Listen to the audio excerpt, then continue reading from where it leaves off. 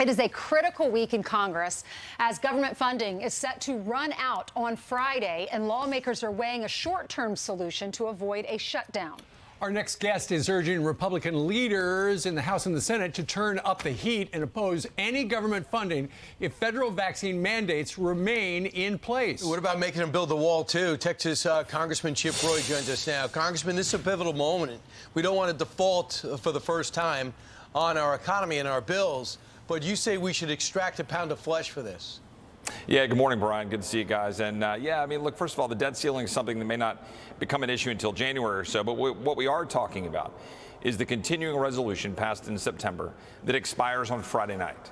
And the question before all members of Congress, but particularly Republicans who run every year on limited government and on freedom, are they going to stand up and say that not one single dollar should be used to fund government that is telling people that they must get a vaccine, a mandatory vaccine, or they're going to lose their job?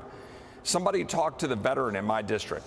His father called me in tears because after 13 years of service, he might lose his job. He's facing getting fired.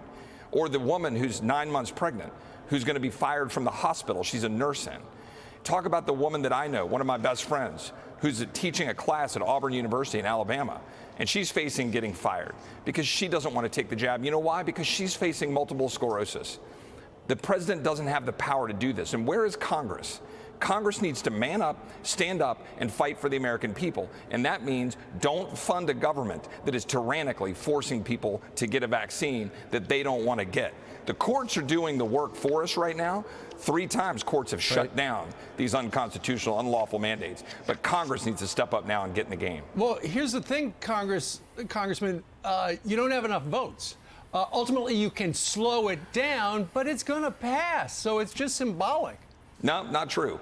The United States Senate, they're going to have to take 60 to get that through. So if you have 41 Republicans in the Senate who will stand up and fight, we can slow it down. And more than that, you know, if you know the rules of the Senate, that they're not going to get this bill unless we pass it today. They're going to get it maybe tonight. That gives them 48 hours to pass it, and the Senate rules won't allow them to pass it by Friday night if United States senators, Republicans, object to consent and say, you know what, we're not going to let this go fly through the Senate. You're going to have to pass this and look at the American people and say, we're going to fund a government that is taking away or forcing you to get vaccinated. Congressman, we had a woman on who represents landowners in Texas, and they are so upset because they're not getting federal dollars when their property is being destroyed by illegal immigrants. They've gone to John Cornyn. I know Henry Cuellar's involved. They're trying to get as much support as possible. Do you support them? And is there any way that we can get some money, some federal dollars to these ranchers? Well, we absolutely should, and not just ranchers, right? We should be supporting all of Texas who are getting the shaft while this president refuses to do his job unconstitutionally, by the way, an impeachable offense to not faithfully execute the laws of the United States.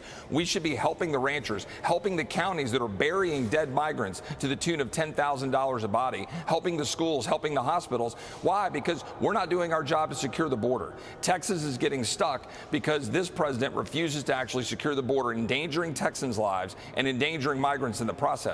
They know what they're doing, and for this reason, Mayorkas should be impeached. He came before the United States Senate, and he said he didn't even know how many gotaways there were. He basically lied to the American people. Of course he knows how many gotaways there are. They don't care.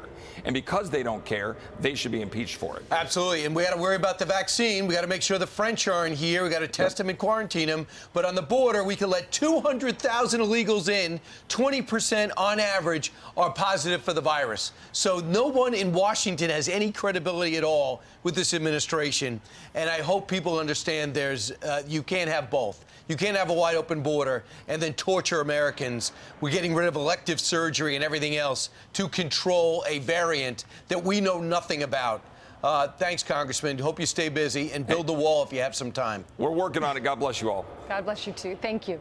Hi, everyone. I'm Brian Kilmeade. I want you to do me a favor. I want you to click to subscribe to the Fox News YouTube page. This is the only way that I know for sure that you're not going to miss any great commentary, any great news bites, any great interviews coming your way on Fox. You can get it all here on YouTube. So subscribe right now.